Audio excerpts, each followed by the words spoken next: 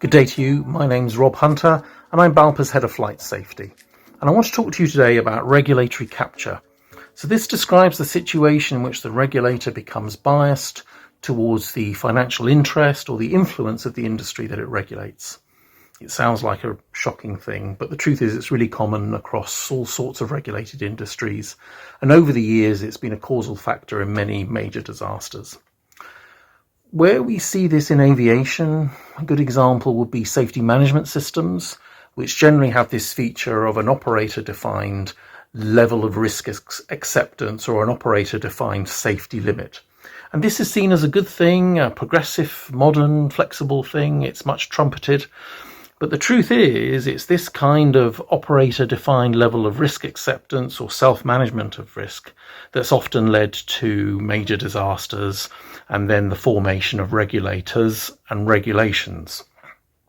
I would say that a good example of this would be the load line on ships. So if we go back to the 19th century, there was a debate in Parliament about how heavily ships should be loaded, because a lot of ships were sinking at sea because they were overloaded, because operators wanted to get maximum profit and they would put pressure on the ship's captains to take as much cargo as possible.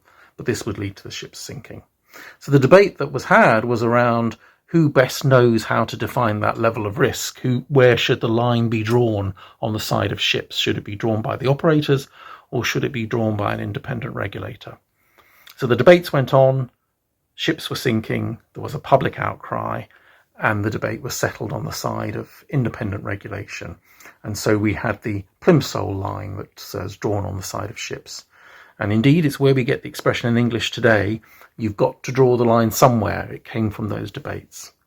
So in aviation, where do we see a problem of this line not being drawn properly?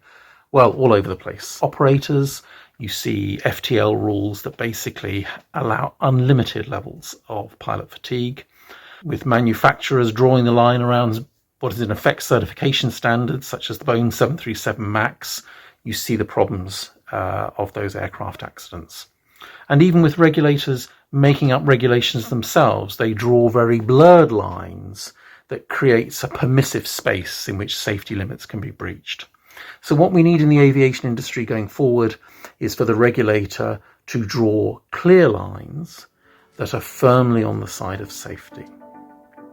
So if this is a topic that interests you, regulatory capture, we'd like to hear from you. So do get in contact with BALPA's Flight Safety Department. Thank you.